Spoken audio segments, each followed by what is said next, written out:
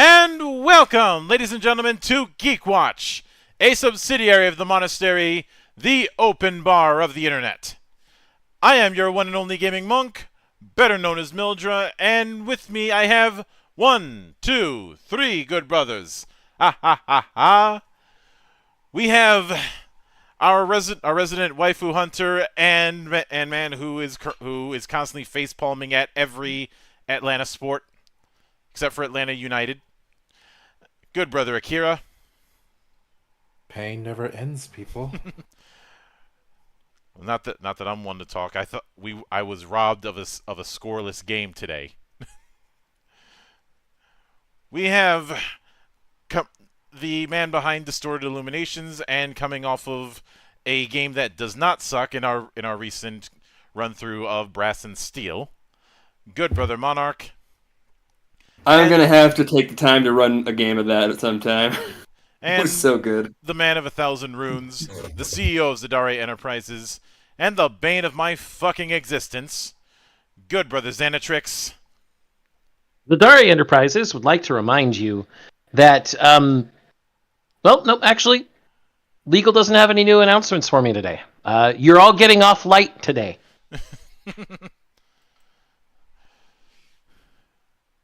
But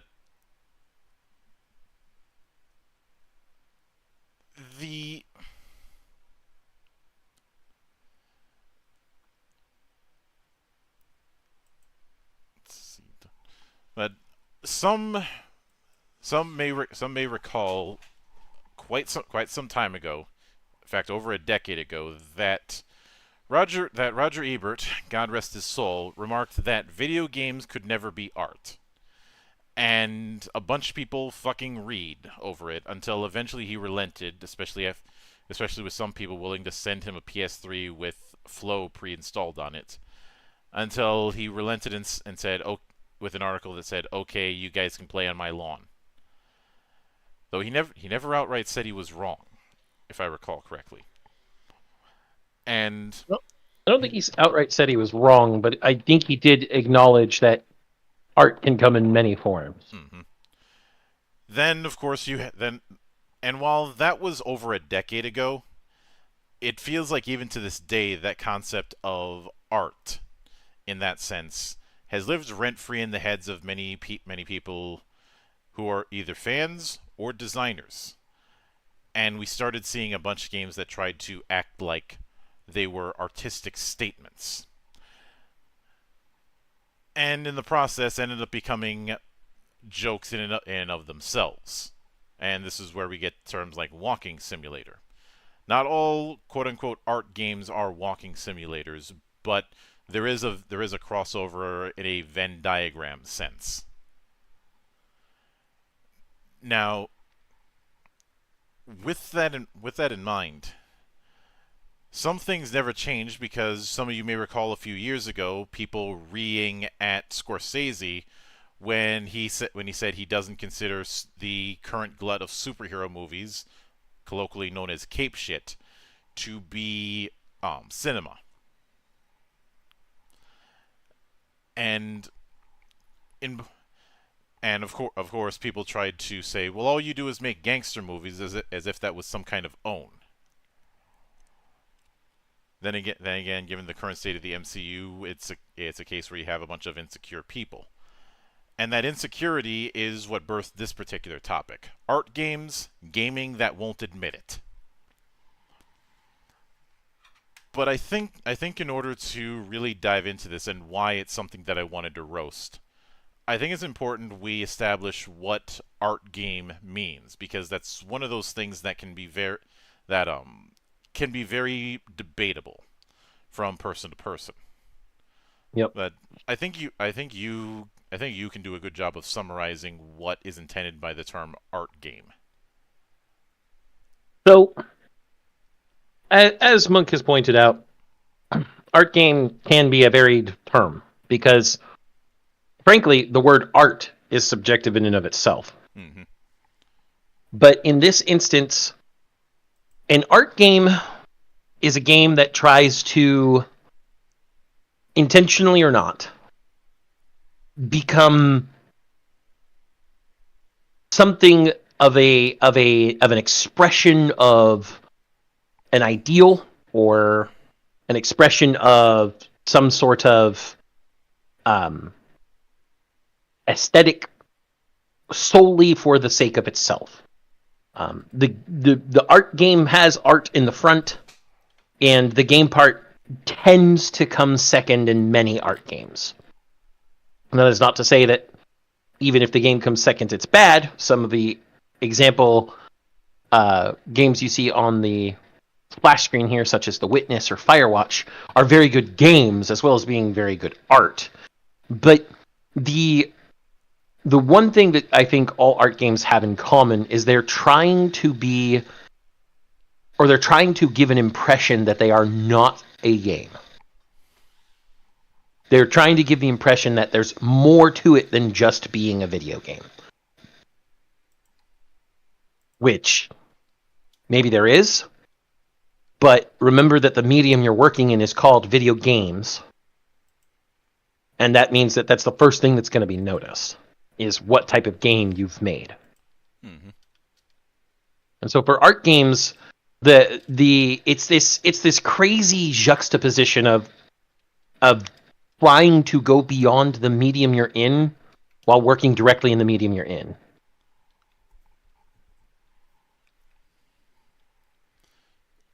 Which is definitely apropos. Mm-hmm. And the reason why this particular style has become derided largely has to do with pretentiousness. There is a certain air that is put on by a lot of the people who advance the idea of art games, that they are doing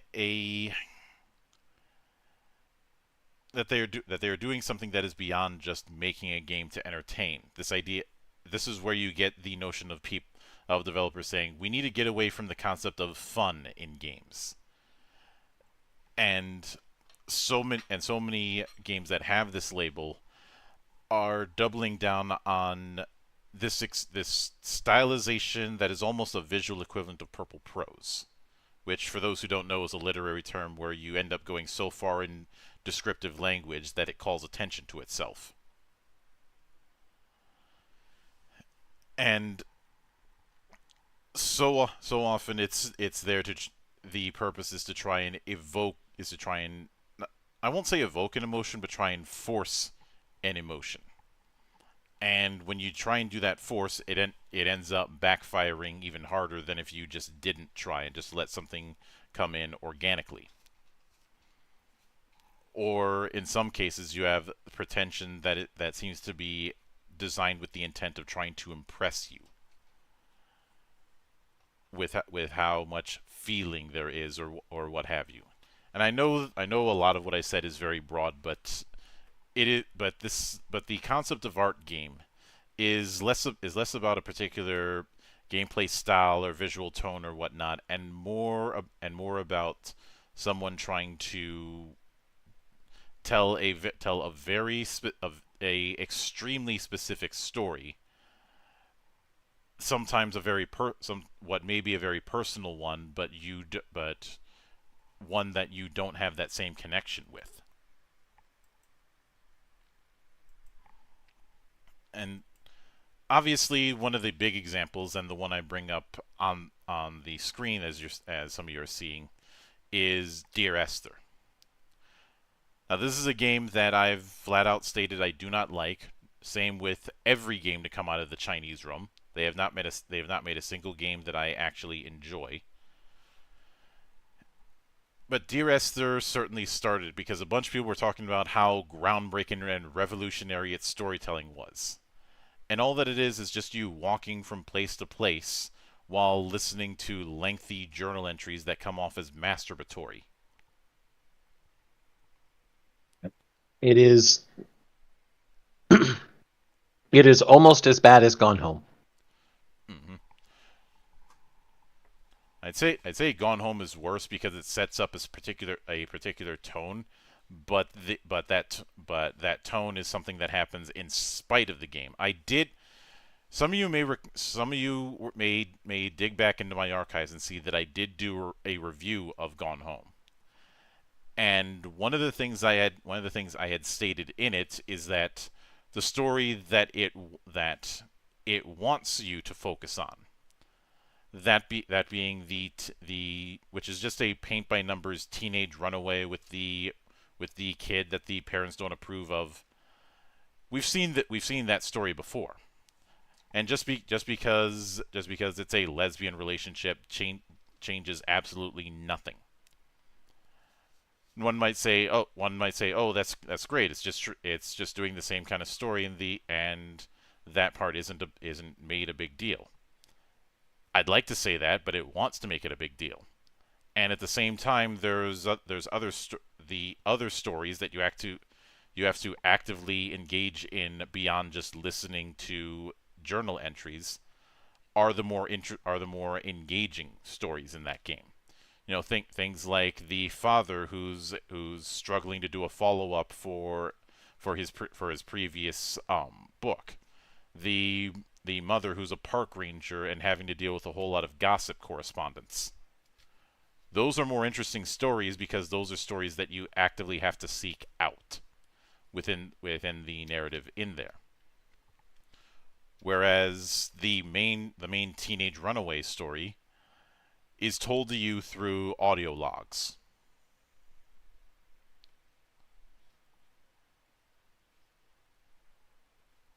And which is lazy as hell.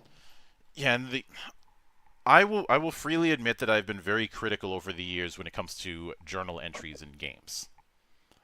The reason why is the right way to do it is to keep it snappy. You know, like say the infamous itchy scratchy journal entry in Resident Evil. If you're going to be doing it, it should establish some sort of tone or give some sort of context, not just be there for its own sake.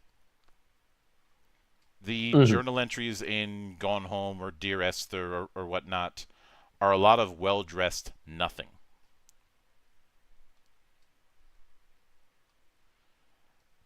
And that's kind of the issue. Is that when you go into something like this after you've done the story, there's nothing else to really do. and I'm not sure if even $20 is a justified enough price for a lot of those, or the experience. Like it, there is justification in, say, a choose your own adventure style approach because there's multiple angles that you can take. I mean, eventually you'll go through all the routes, but a lot of choose your own adventure style stuff or visual novels that have branching paths, don't try and pretend that they're games. Of course, there's also the fact that they have better writing, but that's a non-starter.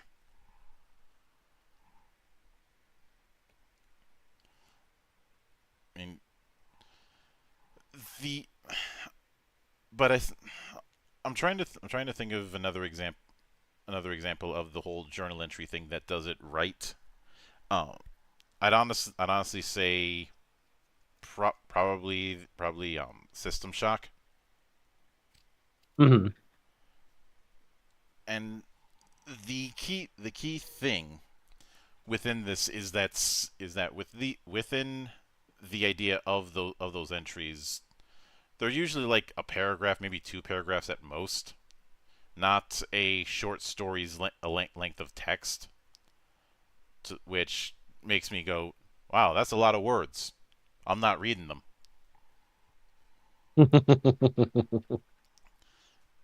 But the reason why these kind of things are pushed is because you have this entire subculture that's almost embarrassed to admit that they talk about video games. Yes, I am taking my barbs at the journalism class as much as the art gaming class. Especially since a lot of that art gaming class is coming right out of college. Yeah. I will say there are definitely times it feels like they're making these things as games not because they like gaming or care about gaming, but because gaming got popular. So they see this more as a medium to kind of get their ideas and stories out rather than caring about the medium itself. I could definitely see it. My It definitely doesn't apply to all of them. my take is Some more of them cynical. definitely. My take is a lot more cynical. Not only do they want to get their message out there, they want to make money doing it. Yep. Or believe that they're entitled to people's money.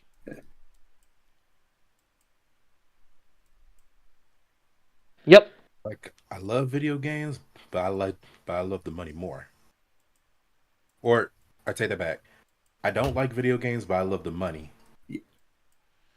I'd say for a good chunk of them, for a good chunk of people in that mindset, what they like is what they are like and are envious of is the cultural footprint that video games has.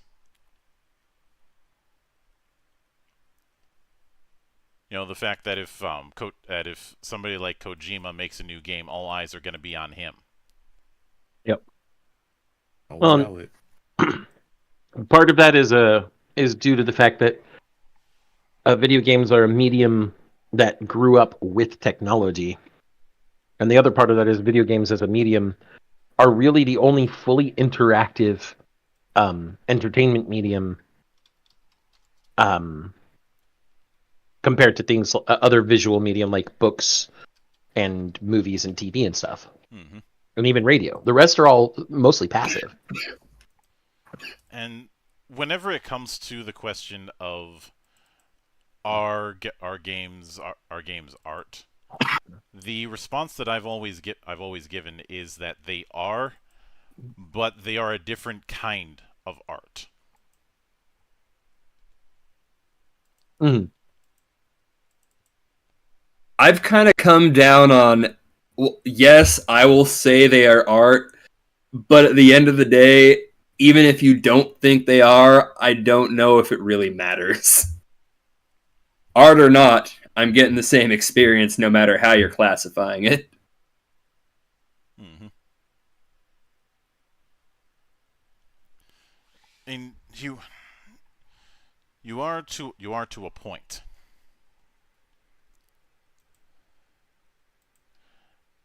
I would say that the when it comes to that experience, the one of the big things that's a burr up my ass has always been the notion that I'm supposed to be told that I'm being told what I'm supposed to feel about something, or almost screaming at me to feel bad, you stupid gamer. Yeah. Well, I think that the question itself is malformed. Art is, as I stated earlier, a subjective definition. You can't really objectively define what art is unless you define it solely by mechanism. And that's the only objective way it can be described. For example, looking at some of the definitions of art on just, looking it up, the conscious use of the imagination and the production of objects intended to be contemplated or appreciated as beautiful, and at that point you've lost it. As once you hit as beautiful, that's subjective. Or a diverse range of human activity and its resulting products that involves creative or imaginative talent generally expressive of technical proficiency, beauty, emotional power, or conceptual ideas. And then it follows with, there is no generally agreed definition of what constitutes art. Art is, as the old proverb goes, in the eye of the beholder.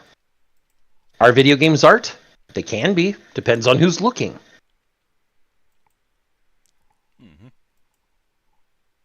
Generally just have used the definition myself as, if it's intended to evoke some kind of emotion, I will call it art.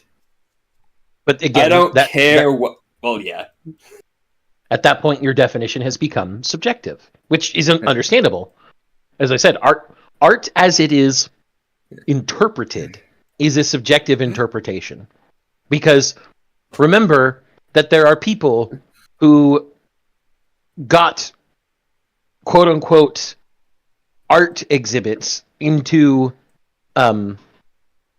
different galleries that were essentially blank canvases, or a banana duct taped to a wall.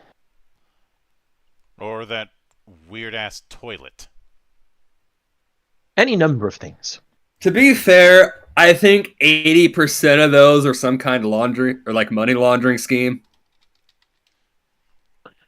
And the cynicism returns, everybody. Yep. We love to see it. Mhm. I mean, it makes more sense than the alternatives. The ultimately, the question is malformed because of how subjective the definition of art is. Video games are a medium that, depending on who's making them, are meant to evoke emotions, are meant to show technical, technical mastery, are meant to show conceptual ideas, and in some cases are even meant to show some person's definition of beauty. I'm sure LSD Dream Emulator has some lovely, beautiful things in there to the person who made them. For the rest of us, it is the definition of a Technicolor drug trip, which can also be beautiful to some of us. Yep. But rather than saying, are video games art, the better question would be, do video games entertain? And that answer is obviously, in many cases, yes. I would imagine not with Starfield, though. I mean, I've seen some pretty entertaining bugs in that game from time to time that other people have posted. But I didn't have to pay for it, so... And that is because Bethesda is still using the fucking Gamebryo engine. Even though they want to call it something else, it's lipstick on a pig. Any shit by any other name would still stink just as bad.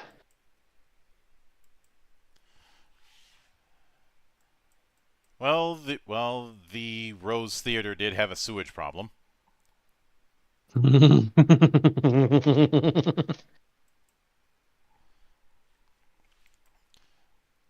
And I think the reason why a lot of art games are viewed as pretentious is because the creators involved try to put themselves at the forefront. You look at a lot of people who make games, and the last thing that they want is to be front and center. With the rare exception of someone like I don't know, never mind. I'm not gonna bring up Daikatana again and John Romero and his bullshit. Funny thing is that infamous ad that everybody brings up, that wasn't his idea. I know. But Monk, he did put his head as the final boss of Doom 2. Yes, he did, and said that the way to win is to kill him.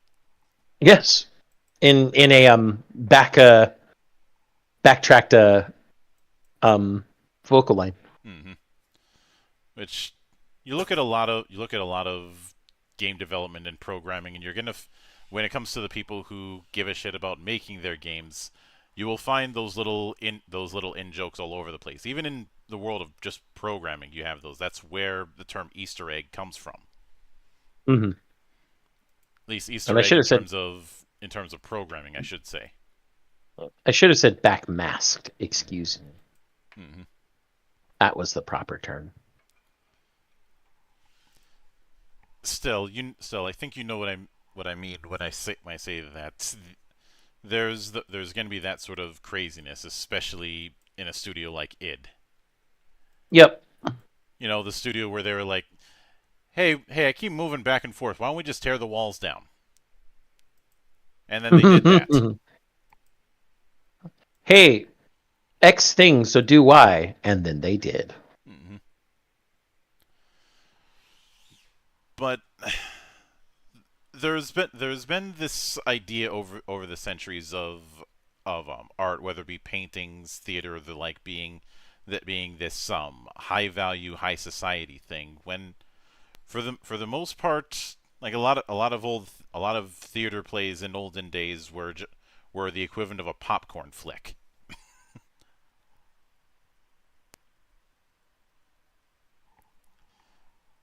It's one of those things where people have this idea on how things are supposed to be that really reveals a insecurity. I honestly do think that a lot of the people who push for games as art are self-conscious about the fact that they play elf games.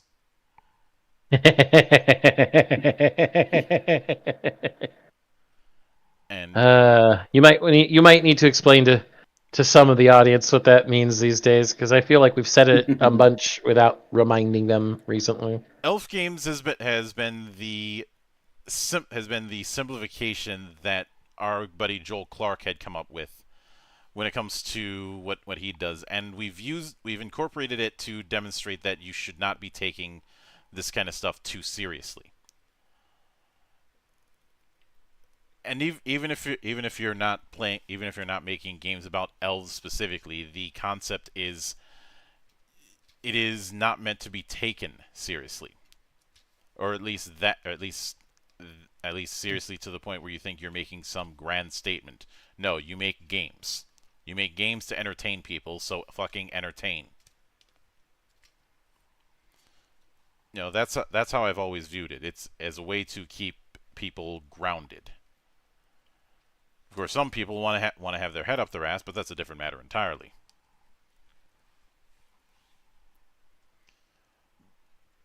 I think that's the best way I can describe it. And I know that entertainment is subjective, but I'd say a lot of people who push for the art game on concept are more interested in their own reflection than in entertaining anyone but themselves. Which is why you keep hearing them talk about how personal the story is to them. Nobody gives a shit about how personal that story is to you. Yep. Which I will say that is different than someone who says, you know what, I'm just going to make the shit I want to make, and if you want to come along for the ride with me, come on. Mm-hmm. Those are two different ideas here. Well, the other thing I tend to see when it comes to the art games that are more pretentious is that they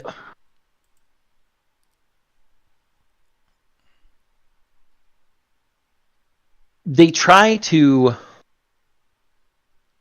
state that, or especially in ones that, if we're going to go with Dear Esther and Gone Home, they try to remove as much of the game from the game as possible so that only what they think is the art remains. I think, at least in part, that comes down to this idea that, like, certain ideas or emotions hold more weight than other things. Like, yeah, it's nice sometimes to have some kind of, like, deep sadness or exposing some kind of beauty and all that. I think equally valid is, well, that was fucking awesome. At times with these art games, I don't think they realize this. They think certain things or emotions are going to hold more weight than others, just as a general rule, rather than in context of a story. Mm-hmm. It's not all that different from what people who are like, say shit like, "Oh, Jackass shouldn't be around. That's worthless." It would be very funny if the Yeah. people who say that had watched Chuck Jones cartoons growing up. Eh. And look, I know it was meant to be like ironic and idiocracy, but I unironically love Ow My Balls. It's the funniest shit in that movie. I think Mel Brooks said it best when it comes to that. And I've used this quote a lot, but it bears repeating. Tragedy is when I cut my finger. Comedy is when you fall into an open sewer hole and die.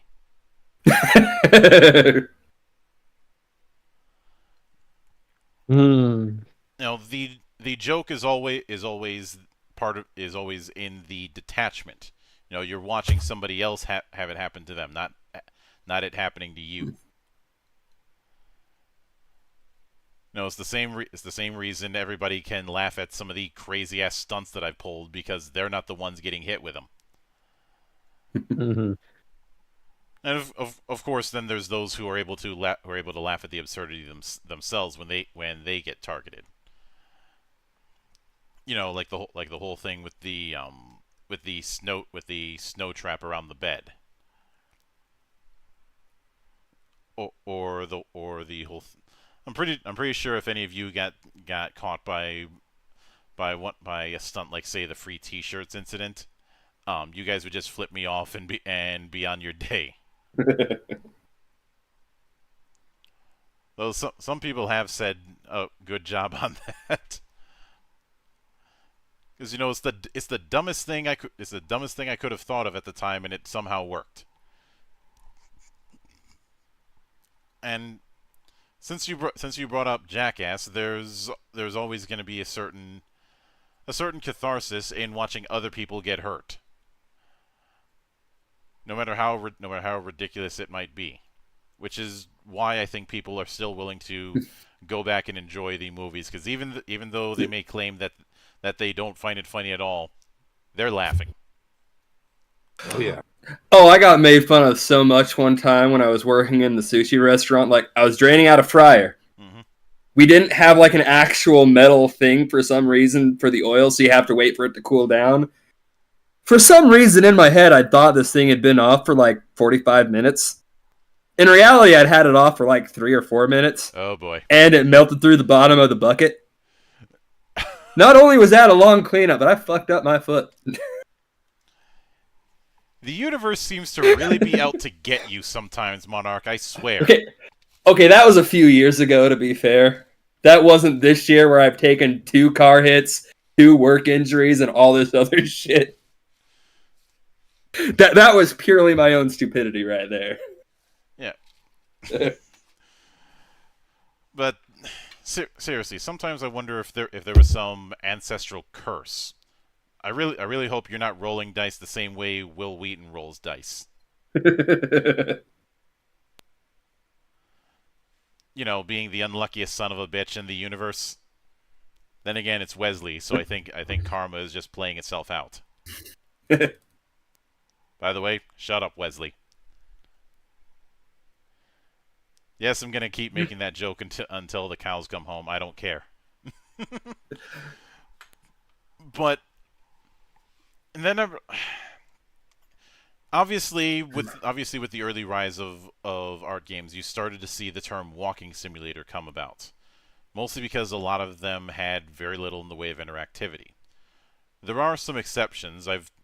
Before we went live, we talked about how The Witness and Firewatch, despite having that art game pretension, aren't walking sims. And I think the reason that phrase came about is because around this time you started seeing Steam being festooned with simulators that were little more than asset flips. And so now some simulations, like say Flight Simulator, of course that's been around for the longest time. Nobody's going to bat an eye about that. But things like Truck or Train Simulator, I always struggled to understand the appeal. To be fair, I wouldn't really classify that with the art games because, again, they're asset flips. It doesn't need to have a wide appeal because you're spending no goddamn money on the game. I'm merely pointing out the rise of the phrase walking simulator and how that kind of was used as an overlap with art games. Yeah. Well, that's because many art games, as I said, seemed to remove as much of the game as they possibly could. And I think that's one of the frustrations we have, that in order for them to be a quote-unquote artistic statement, they have to be as non-game as possible. Which is fucking stupid. And I will point this out with a very simple a very simple comparison. I dare anyone and anything, except for people who clearly have no soul or taste, to try and tell me that Garland's attack in the Invincible on Alexandria in Final Fantasy IX is not art. Go ahead. You could try. You're wrong. I mean, I could lie. You could lie. Yes, this is also true. It's very easy for me to do right now. That you would be lying, and you would also be wrong. And hey, if you live in the U.S., you have the freedom to be wrong. But you're still wrong, and I will tell you right now that if you sincerely mean what you're saying, go find a priest, get an exorcism, get your soul back. Look, 9's my favorite Final Fantasy, so... Oh, Harpsichord would love you. Despite some issues with the game, yeah, it's an emotional ride at times. Tetramaster can suck my dick because RNG in a card game is retarded. Or more RNG than a card game already has. Look, why can my 9 not beat your 4? Look, because the background roll said it couldn't? Fuck you, triple triad forever. Here's the thing, I fundamentally don't hate the idea of a kind of dice roll But triple triad's randomness is bullshit. The numbers stop mattering. No. Tetra Master. Would you Triple rather get would you Whatever. rather get kicked in the balls or punched in the balls? Punched. Punched. And there's a good reason for that. The muscles in the arm are not as strong as the muscles in the legs. Well, what if it's Mike Tyson? I don't think it matters at that point. Mike Tyson doesn't skip. No, Mike Tyson doesn't skip leg day because he's a boxer. He has to have good legs, so it's still punch. Well, I'm not disagreeing there. I'm saying a kick or punch from Mike Tyson to the balls is effectively the same. Like, you have no balls anymore. No matter you've probably gone into on the ground in pain. Okay. I think you've gone into shock. Yeah. But yes. Rails. I think we've gone a little far. And meanwhile, the wizard cast the most dangerous spell, testicular torsion. No, monk. The wizard cast the most dangerous cantrip. Heat water. I just turned all the water in your body 30 degrees Celsius higher. You've died of heat stroke. And the worst part is, Exalted had a spell like that. It was called Blood of Boiling Oil.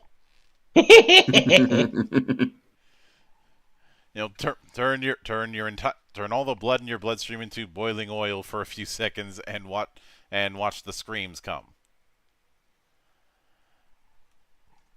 And I think that would flash deep fry the brain so quickly that they wouldn't feel the pain. Mm-hmm. But getting back on the rails. I think a really good case of showing how that sort of artistic approach ends up undermining whatever artistry was meant to be used is to look at the first two Amnesia games, The Dark Descent and A Machine for Pigs. Now, The Dark Descent was made by Frictional Games, who before then had made a name for themselves with things like Penumbra and the Condemned games. In other words, they had an understanding of first-person horror. Now, granted, the third official Penumbra game is a bit wonky, but that's a whole other can of worms I don't feel like going into. Frictional also did Soma. Yeah, and much Soma more recently. Is really fucking good. Yeah. And latter half of it has some issues, but the point is that they have an understanding of horror. Absolutely. Whereas A Machine for Pigs was made by the Chinese Room, who up until that point all they did was Dear Esther, and they clearly put way too much focus in the journal entries, and a lot of them are well-dressed nothing. And instead of the whole "you shouldn't be looking at the monster," well, they have the monster shown so much that it becomes almost pitiable. And yet at the same time, they're supposed to be a threat when they're outside of the cage, even though that just turns into a game of find the exit because they don't do nearly enough damage to be threatening. Because it's one thing to understand horror in, say, a book or a novel or even a short story. It's another thing to understand it in a game. They are two completely different experiences. I would like to note that when it comes to Amnesia, The Dark Descent, and Amnesia Machine for Pigs, both of the user-added tags do have walking simulator. But The Dark Descent has so few tags of walking simulator that it isn't shown on the most common tags that's shown on the store page, like the first 4 tags. Yep. Whereas Amnesia Machine for Pigs has it as the second tag in that list. More people are adding walking simulator to A Machine for Pigs than were to The Dark Descent. Mm-hmm. I'd also like to point out that in Amnesia Rebirth, which was made by Frictional, not the Chinese Room, the walking simulator is like 4th from the bottom of the total list of added tags. The first 4 tags are horror, psychological horror, survival horror, and dark. I haven't looked at the bunker yet. Yeah. Point is in and I remember at the time saying, instead of getting a Machine for Pigs, you'd be better off getting Outlast. I know some people might say, but Outlast is dumb and jump scare horror. I don't know about jump scare horror. I could see some people likening it to the found footage craze that was overplayed by that point. But it at least has an understanding of what horror is supposed to be. Mm-hmm. Absolutely. And that's a major reason why it's able to sustain itself, and why Outlast got a DLC and eventually a sequel. I still haven't played Outlast 2, so I can't comment on that. But I doubt there were the same issues that something like a Machine for Pigs has. And since the Chinese Room never did anything with Amnesia again, lesson learned, I suppose. Yeah, I think Frictional was like, no, we'll just do this in-house again. Thanks, bye. You think they gave him a "at least you tried" cake? No. No, I don't think they did.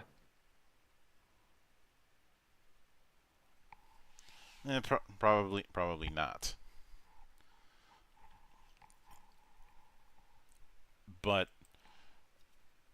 that being said, when it comes to, like, I think one of the other issues that comes up is so many try to build themselves on just atmosphere. And the problem is building yourself around atmosphere in a visual medium, unless you're doing something with that atmosphere, doesn't amount to much.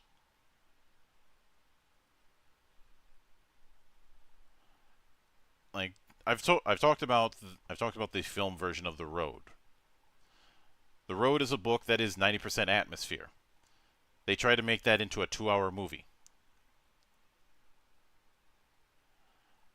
The results were inevitable.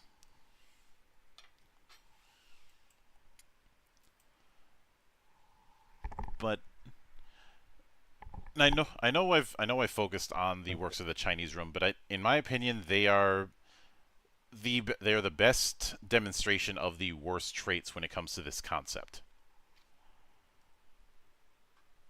And a lot of games that build themselves around story than anything else. I've seen some say that adventure games did the same thing. I don't agree with that. Adventure games had some degree of interactivity to them, which is why you're not going to see me put Telltale Games' work on this conversation. In part because Telltale Games deserves their own episode with all the stuff that happened with them. But there's multiple. But with adventure games, there's puzzles to overcome. There's multiple routes to go through. There are things that reward the player for coming up with solutions to obstacles, which is the key part of the fun factor in games.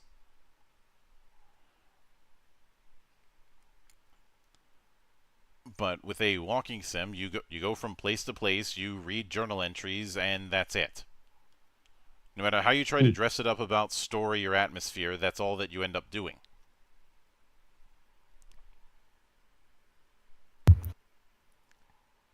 I will say with this particular setup, like, what I'm about to describe, it's not unique to the whole kind of art game or walking simulator, but it's something that's kind of made worse. Nafanor talked a bit about this in the comments when he brought up, like, basically propagandizing. He said, or like, I'll describe it as blatantly putting your politics into a game. You get a game that came out recently, like Small Saga, which it gets distracting when you see like all the modern buzzwords and shit that's just scattered throughout and a complete lack of subtlety. It gets distracting from what you're doing, but you still have like an actual game around that, which is at least enjoyable and interesting to a degree. When you get to one of these, it strips out so much of the game, and you have something that's kind of just blatantly people like shoving their own personal politics into it and kind of preaching at you, it kind of becomes worse because of the format, just because you don't have anything else to focus on. I think to a degree that has had a big impact on some of people's negative reaction to these games. And that's the worst thing you could ever do. Try to preach when you want to entertain. Yeah. Or thinking that people will be receptive to preaching. Yeah. So facts. Because whenever a game I remember I remember having this discussion in the past, and I talked with a buddy of mine about a certain song from Dream Theater that was tackling a hot button issue, that being The Great Debate from the album 6 Degrees of Inner Turbulence. Mm-hmm. The hot button issue that it was tackling was stem cell research. However, that song doesn't outright pick a side. At least not from my own observation. And as far as whether Labrie or Myung or Portnoy or anybody had a side on that, I don't know if they ever said as such.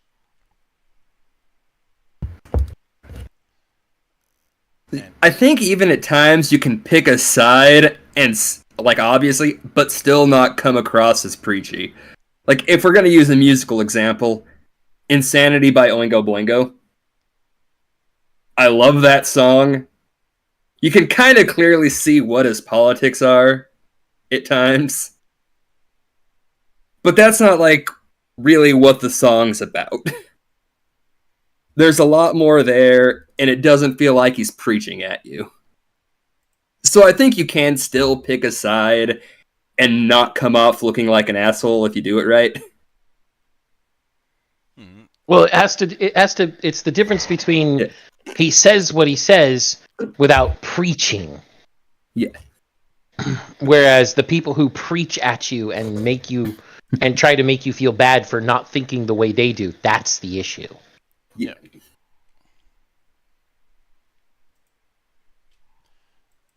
And I know some whenever I think it's important to establish what is just telling a story that is inspired in some ways by current events or a hot button issue at the time, and what is preaching.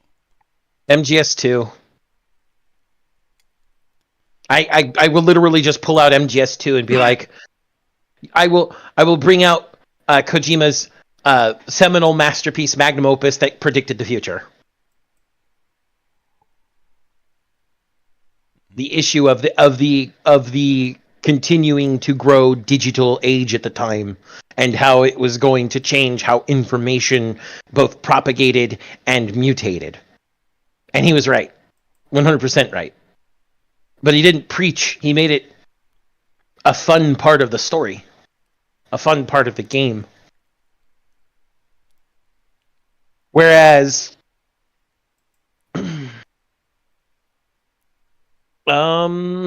let's take something, and this is going to get us quite a bit of a flack from anyone that we don't give a shit about. Say we don't care. Why in the fuck would an Asari care about being non-binary? Can anyone answer that? Why the fuck a completely according to phenotype and their own culture and their own DNA, a completely 100% female race care about being called something other than female? Especially in a science fiction story. Mm-hmm. That's proselytizing. That's preaching. Shoehorning in something that makes no goddamn sense in order to try and make a point. And that's just a minor one.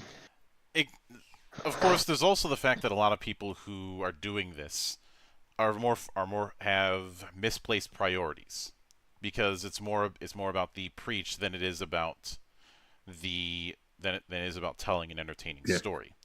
I mean, Mm-hmm. since you brought up MGS2, I'll use that again. The the particular political subtext that's in that game is just is subtext. The primary story is still Raiden's journey throughout that, as well as resolving his issues, especially with Solidus, Mm-hmm. and even more so reconciling the past with him being a child soldier as Jack the Ripper. Which he then unreconciles in Revengeance, but Revengeance is a giant action movie ham game, so I mean that doesn't really matter. And to a certain extent, Kojima making fun of himself. Kojima making fun of himself with the help of Platinum Games making a fucking awesome game on top of it. And that's the key. That's the key thing. You can have that subtext is meant to complement and give context to the story to the primary story and characters that you're going with. But if you have them as just vehicles for your strongly held beliefs, then nobody can connect because the connection is assuming that they share the exact same belief system, which they probably don't even know about. Which is why you see so many developers of quote-unquote art games trying to put their name in front of the game itself instead of the other way around.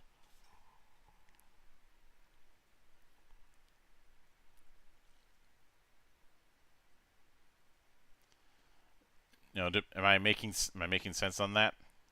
Oh yeah. You are.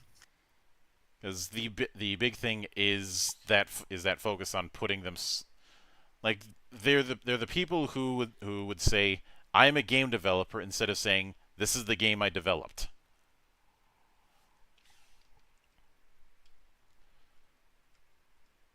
And I mean, even with the stuff that I've been doing, it's not like I'm gonna put game developer or TTRPG dev in my profile. Because why would you?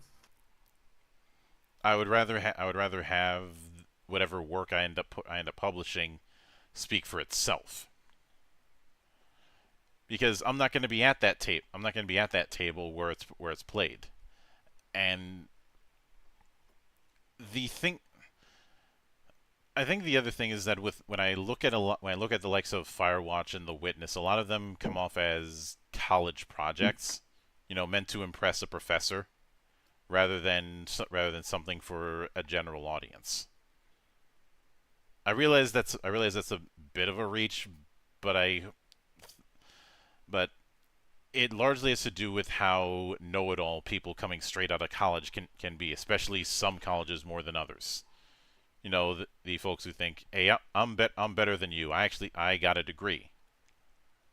Even if that degree is fucking useless, but that's another story. And I think the other thing is that the reason why I say meant to impress is the only people who really end up unironically championing art games are people within that same social circle. Essentially, they're making games to appeal to each other instead of games to appeal to an audience.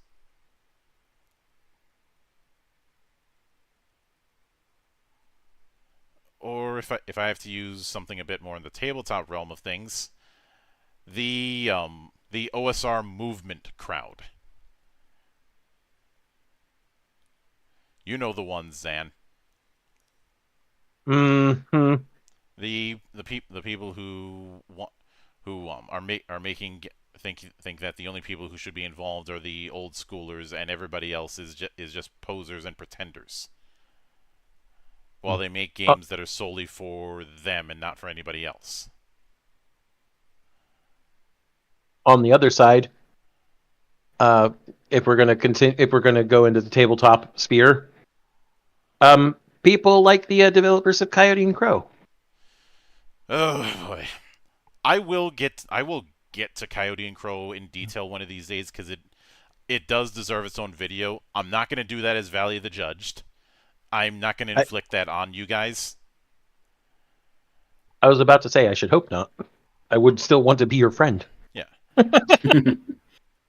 But so I suppose I'll give a bit of background, since for some people this will be the first time they've heard of Coyote and Crow. Coyote and Crow is trying to do an alternate future RPG where the Americas were never settled, and the First Nations advanced into this future tech kind of thing. If this sounds like the kind of thing that would be a 5-second sketch on Family Guy, mostly because it was, I don't blame you for coming to that conclusion, because I did when I first heard about it. I also said at the time that this is going to become a coffee table book, because they spent and this was the thing that frustrated me, and why it took someone else sending the game to me for me to even consider reading through it. They spent so much time during the promotion talking about how pure Native American, how pure First Nations their development team was. I don't give a shit about the ethnic background of your developers, and no one who actually wants a game does either. Oh, there might be some people who will champion it on the social media of choice, on the Bird app and all that, but they're not going to be buying. They're in love with the idea, but that's as far as they go. They are not willing to put their money up. The sad thing is, I actually think the idea of an RPG using that kind of idea could be interesting and fun. I'd like to see a weird futuristic world with all those Indian tribes being the foundation of it. Could be interesting. Assuming they don't all try to kill each other. I know how tribal politics work. Oh, wait. Work that into the future. Why not? You mean we're going to be realistic then, Monk? My point is, that is not a bad idea to build off of. Yeah, but everything around it. They try to go with this almost utopian approach, but also give very little reason to go out on adventures. And at the same time, the other big problem is, even though it's using D12s and not D10s, it is so clearly trying to be a poor man's World of Darkness, mechanically speaking, or a poor man's Exalted. Which, if you want a poor man's Exalted, you could always just read Exalted 3rd Edition. I just realized there is that story a while ago about a robot that the army made that would eat dead material to keep fueling itself. That could be the cannibal Indian tribes from back in the day that get big. They build the robots that eat their opponents for fuel. That'd be great. Yeah, but you know how those kind of stories end whenever you're dealing with something that just knows how to eat and nothing else. Exactly. Or Grey goo. Yeah, the Grey Goo scenario, or the scenario that leads to the city in Blame. The city that's so big it is several astronomical units long, because they used up several planets as material to keep building the city, to the point where going between floors takes years. They definitely did not build that city with rock and roll. No, just death metal. And net terminal genes. Blame is a very interesting manga, but trying to make it into an anime was a mistake. I don't think it can work as an anime. But the other major issue when it comes to that emphasis on atmosphere is trying to use a almost minimal amount of music, or the kind of music that you'd see someone playing with a flannel shirt. You know, the music that would end in a smashed guitar in Animal House. Mm-hmm. You know, with somebody with a acoustic guitar playing extremely slow and thinking that they're so sensitive. That's always the image that I get with that musical approach. And yeah, sometimes it can fit, but a lot of times it's there as a attempt to show how serious something is, or how you should take it seriously. If it sounds like I'm focusing on this idea of enforced emotional weight, it's because that's the vibe that I end up getting, and when you try and force it, it just creates an even bigger disconnect. Like nobody wants to be forced to feel a certain way whenever they see a scene in a given story.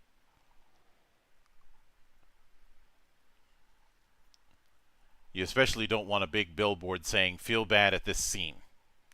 Hi, Last of Us 2. How you doing? Feel bad. You killed hundreds of people in the game, but revenge is bad. Alternatively, the whole killing dogs makes you feel worse than killing people thing. Mm-hmm. Yeah, there's a reason why we did the cuck hunt gag when Druckmann was on his shit. Probably should have done a cuck hunt too, considering what recently passed. Yeah, unfortunately, the old format is retired, and I don't plan on bringing that format back. Let's just say, fuck him. He can go fuck himself. Mm-hmm. And it'll be real funny with the live action Last of Us when they decide to adapt that part. Because they will end up killing all the goodwill that they've gotten so far. On a side note regarding The Last of Us, and art and funny things, Penny Arcade, which I still kind of follow, at least had a good zinger recently about how with the whole remakes of remakes things happening, when The Last of Us 3 finally releases, it'll have been preceded by its remake by 6 months. It was a pretty good punchline. Yeah. But it came from a time traveler who said that it led to chrono death.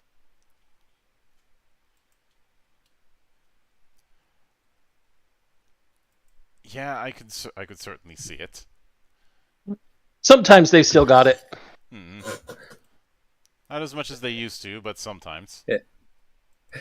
They're old men, Monk. We can give them the benefit of the doubt. On one hand, yes. On the other hand, so are some of my guests. But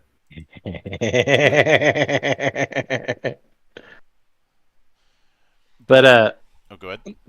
I was gonna say that even though The Last of Us as a series does have more gameplay than most quote unquote art games, it definitely seems to fall under that umbrella with a lot of things in it. Not just the whole feel bad in that one part of Last of Us 2, but a larger part of it. The big issue is that it tries to tell a story about revenge being wrong, but it is not able to commit to that story. Not to mention the ludo narrative dissonance between your gameplay and what actually happens. Mm-hmm. Or making a big deal about getting revenge and then doing a "I forgive you" at the 11th hour. Honestly, if anybody can mod it, just make her kill Abby. It'll honestly end the game on a better note. Mm-hmm. Please.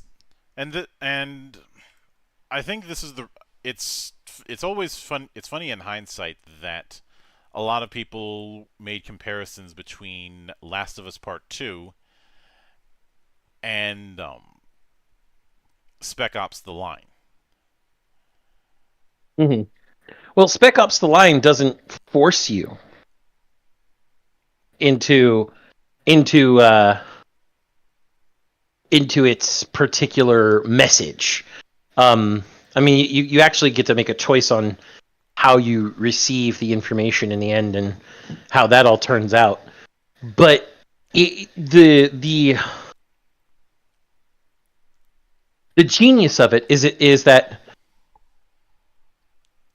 it makes you feel bad because it portrays you as the typical action hero at first, only to show it all breaking down in the end. And it doesn't make you feel bad by telling you feel bad. It builds everything up as it needs to. That it all at first seems like it was a necessary deterrent. That there were necessary actions that needed to be taken. That this isn't something that you could have avoided. Mm-hmm. Until in the end, it points out you're batshit crazy. Yeah, You may. the only part that that kind of undermines it is the first Willie Pete scene. Mm-hmm. And I think even Jaeger Studios had outright said that was the scene that they were having trouble with. Because initially they did want to have it where there was more of a choice, but there were technical issues that prevented them from going all in on that. That's from what I had kept hearing on the matter. Mm-hmm. And I will give them credit for the fact that they are well aware that they couldn't quite get it the way they wanted to.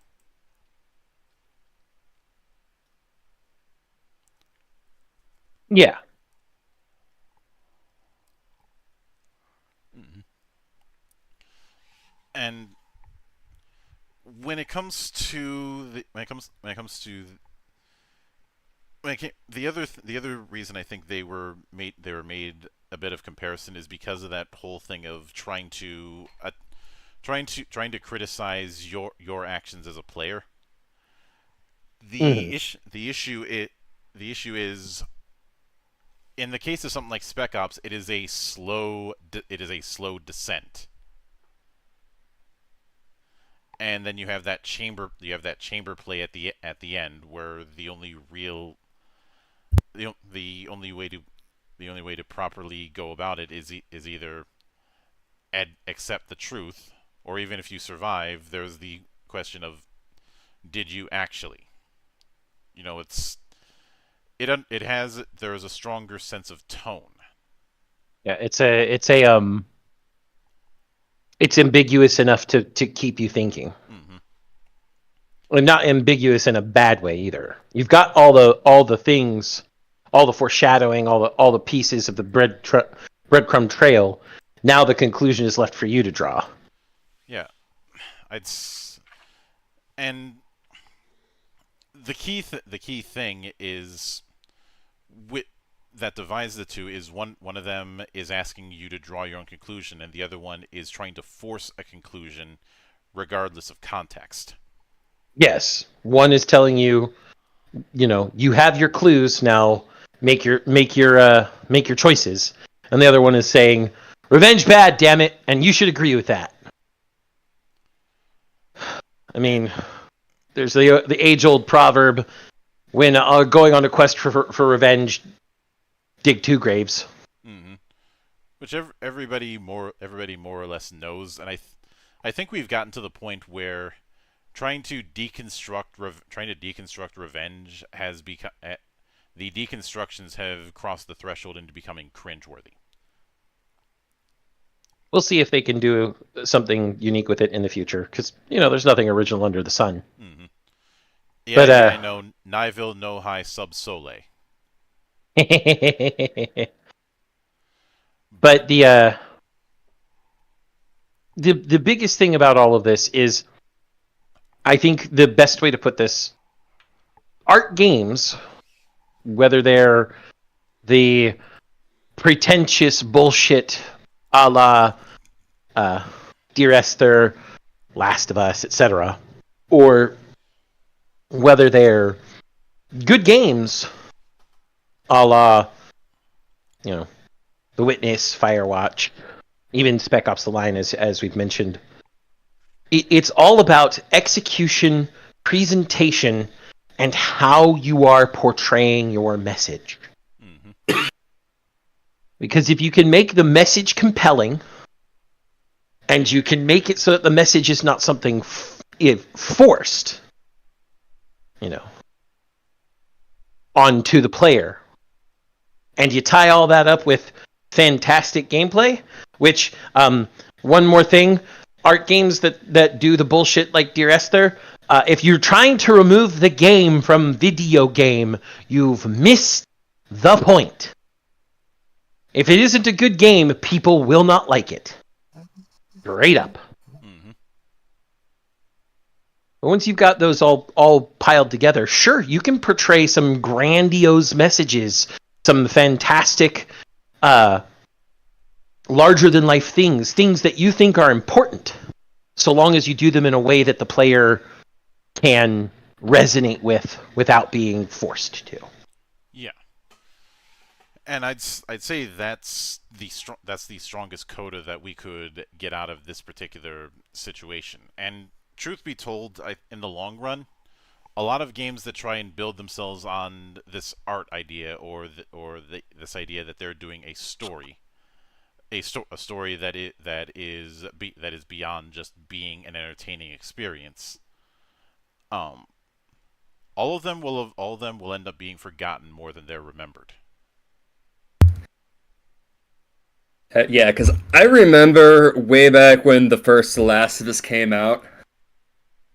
I'm just going to say it was Polygon that said this because it sounds like some dumb shit they'd say.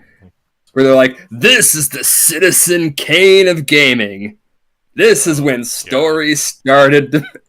Again, I'm just going to say Polygon.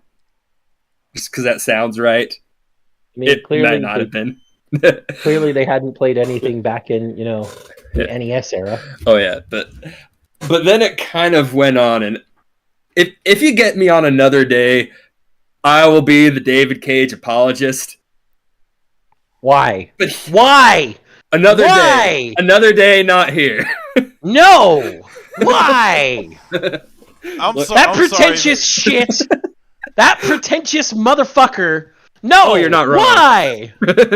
Legit. Okay. You want to know why I'm saying why? You want to know why I'm saying why, Monarch? Oh, I know exactly why. No. You want to know? At one point, someone anonymously gifted me fucking Detroit Beyond Human on fucking... And I was like, I'm just going to go into this shit and try and play it for shits and giggles, not even caring. I couldn't get any further than past the first little scene with Connor because I was so goddamn bored. Also, remember... You're not wrong. Remember, David Cage got pissed off at I Like Dogs. Yes. Yes. Okay.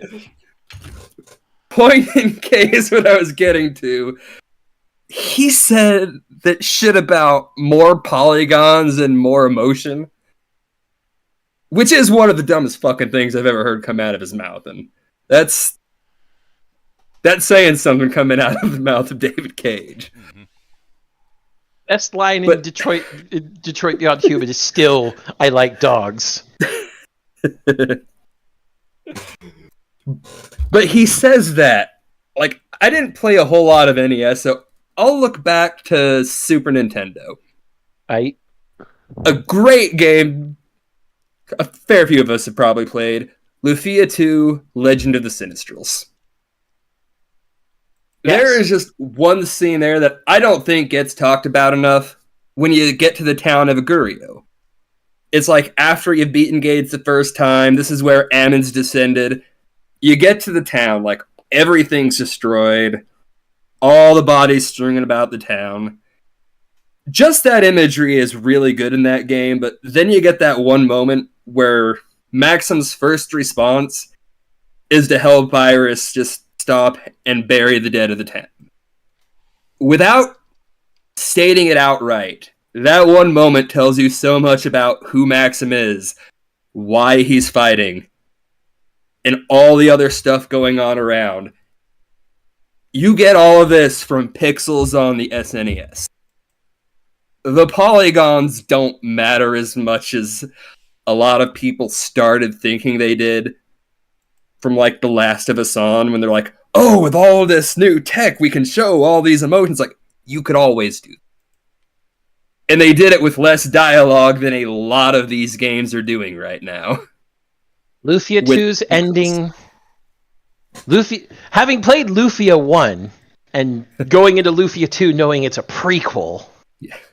I played 2 first, but yeah. Lufia 2's ending still made me heartbroken. Yeah. Because there is no way Maxim and Solange should not have gotten a happy ending. Fuck you, video game, for making me feel feelings. I just came here to have a good time. I know. And if you want to go other than Lufia 2, you've got Breath of Fire 2. The moment, like, it's revealed... Yeah, I'm going to go ahead and spoil this. It's Super Nintendo. 20 years. Yep. But playing it the first time, like, you don't know what's coming, and suddenly it's revealed the church was the villain, and you kind of stop and think about everywhere the Church of Ava is.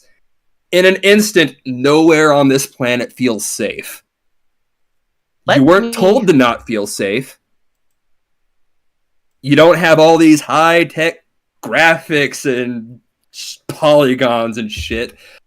You have Super Nintendo graphics. Let me one-up you with Breath of Fire 1.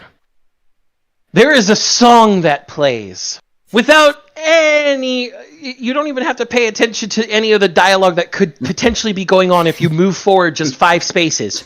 It is a song called Alan and Searle. Ba ba ba ba ba ba ba ba ba ba ba ba ba. The entire song tells the story that these people are fucking doomed. Star-crossed and doomed. And then when the whole situation is over and you have to walk through the same castle again after it's teleported into nothing, you see the two of them as kids stuck in a time bubble, and you're just like, I did that. Why did I do that? I mean, I had to do that to get the next dragon key, but why did I do that? 'Cause was there no other way to solve this? And, you know, due to the limitations of the mechanics at the time, but also because that's the story Capcom wanted to fucking tell. No, there was no other way to do that. You helped a man, or at least tried to help a man, reconcile with the woman he loved, who had become one of the generals of the Dark Dragon Army, and then they died and got stuck in what was essentially a time bubble for eternity. And it's your fault. Fuck you, Ryu. You did this. And so yes, you think games can't be art, or art isn't in games, or whatever. Go play these games. Yeah. These are games from 20 to 30 years ago. Go play them. Yeah. No cutscenes, no high-end modern graphics, and less dialogue to get the point across.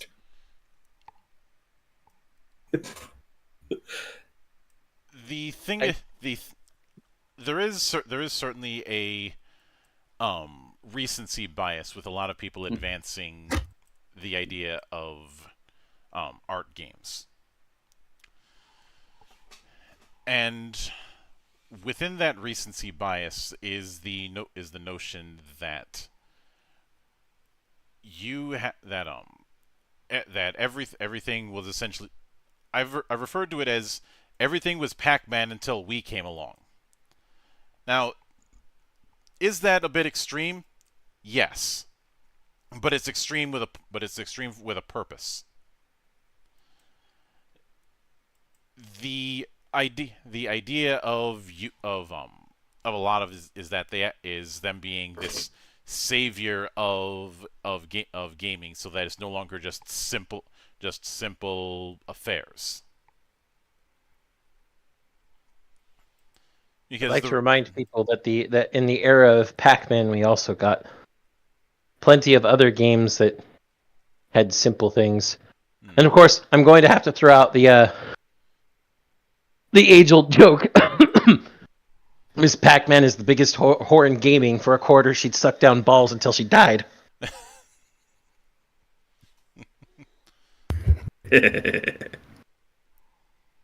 Yeah. Age-old joke, but I love it. Mm-hmm.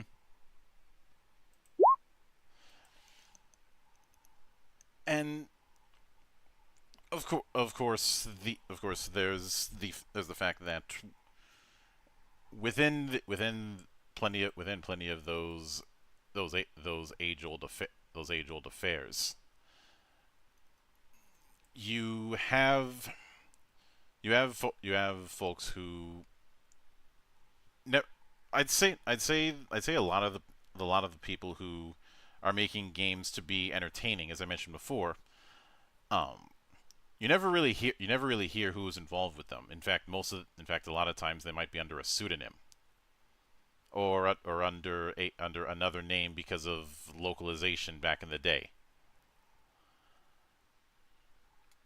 Or they're part of a team, so it's not just one name you hear. I mean, how many games from Taito were all composed by the same Zuntata? Zuntata, I believe, is a collective name for their composers, isn't it? Pretty much. And I'd say that's at the forefront. There's those who want to create, and there's those who want to be known as a creator. And the people who want to be known as a creator will always will always have a short shelf life when it comes to their creations because it's something that can't stand the test of time. I mean, who brings up Gone Home these days? Just to use one example. No one, unless they're Other making than fun us, of we it. don't count. No one, unless they're making fun of it these days. Otherwise, its prestige as an actual game that people care about is dead. Mm-hmm. Oh, wait, I just said... Oh, no! Now the Rainbow Crowd's gonna call me a homophobe because I said that Gone Home is dead. Oh no. And the Oh. I'm not a studio homophobe. I watch so much lesbian porn. the studio behind it. Um, they've more or less tried to make the same kind of game repeatedly with results in the moment, and then that's it. So what you're telling me is that they've been masturbating and then edging themselves to a ruined orgasm every time. Got it. Yeah, that'll work. That's as strong a quota that I think I'll be able to come up with. So, with that said, as far as what's going to be coming down the pipe for this week, um, later on Monday, Zan and I will be talking about the RPG that Matt Colville is making. Since I kind of hinted at that on Monday, not on Monday, all the way back in January. And now that the game is currently funding on BackerKit, it's as good of a time to discuss what the plans of it are based on that BackerKit page. You know, kind of like what we did talking about Shadowscar last week. Which, by the way, 2024 can't come soon enough. I want Shadowscar on my shelf. Monk is not the only one who expresses this. Please, Pondsmith family, can we review it?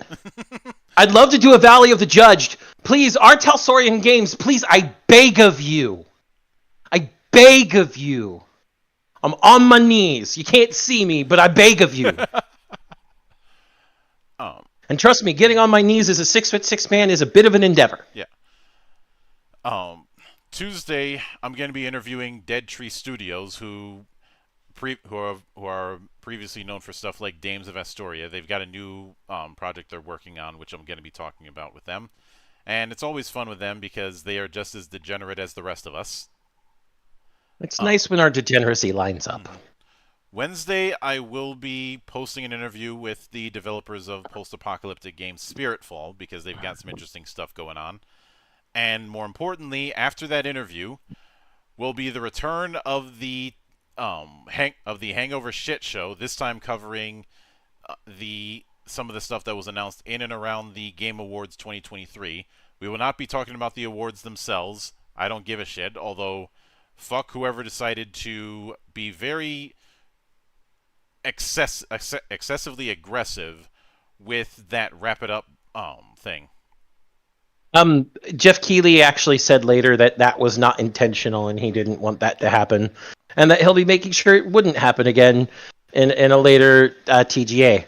As for the my opinion of the awards, my only happiness is that the right people won award for Game of the Year. Larian Studios, you deserve every goddamn bit of those accolades, and you should be goddamn proud of Baldur's Gate 3. Though, plus I get to laugh at Insomniac because the game where they sold 7 nominations and no awards. Wait, what did Insomniac release this year? Spider-Man 2. Spider-Man 2. Oh, yeah. Yeah, 7 nominations. I refer you to the Pink Panther movie. Oh, and of Whereas- course the big reason why we're doing the Hangover shit show is twofold. One, there were a lot more games in and around the show that I felt it was worth doing, but even if that wasn't the case, we probably would have done it anyways because of a certain mindset that ends up being far too prevalent within the gaming scene. Yeah, we're going to show you guys that gaming self-corrects and heals. I know some people are despairing, thinking that every game is like the AAA space, or that every game is like it until they can conveniently hand wave away by saying, except for the occasional indie, as if those things are, as if high quality indies are the exception and not becoming more and more of the rule these days. Sea of Stars won Best Indie. Mm-hmm. I love it. Oh, and just to toot my own horn and kick Gigic in the balls once again, Armored Core 6 won Best Action Game, motherfucker. Yeah, and anytime Mecha never My knowledge dies. of Dig still remains the fucking mech episode. His fucking mecha is dead shit, which I only know about because of Mildra. I could have gone my whole life not knowing about Gigic. Good. You would- get to suffer with the rest of us, Monarch. Mm-hmm. If I have to learn about Dick Beaverton, then, then I'm not letting Real person. then you should not be throwing stones in that glass house. You know, Dick Fair Beaverton just reminds me of this, Monk. Guy Speak Beaver. Thank you, Final Fantasy II. Thank you so much. But and I can guarantee you, even though some of the things that are going to be on the playlist for the shit show you might be familiar with, there's going to be a lot that you're not. And there's also some reveals on some very hyped stuff that, well, we just felt we couldn't skip. Mm-hmm. Even if it is AAA space, and some of it is, some of it isn't. Remember that our whole thing is games, not names. Mm-hmm. It's all about Hermit and Pig, baby. Hermit and Pig. I am not dignifying that. Anyway, Oh, you're going to be because it's going to come up on the shit show.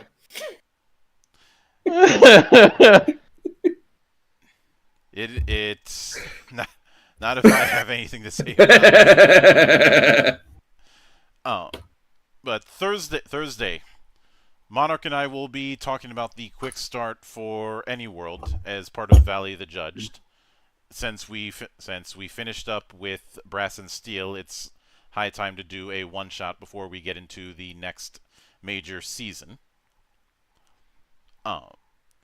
Friday, Zan and I will be continuing our look through Planetbound. I believe next week we have the Hooligan. Hooligans! And of course, Saturday Well, we will not be doing the Cloister of the Dice because Coops is gonna be at cons, so that's gonna be off the table. But I will be doing an interview with the developers of Fates of Mankind. I just have to do it early because they're all the way out in Italy. And of course, go ahead. Time zones. Yep. And of course, next Sunday will be the triumphant return of GeekWatch. And we look forward to seeing you all here for whatever comes on that day. But until then, on behalf of the good brothers present and not present, my name is Mildra. I am your gaming monk, and join the watch.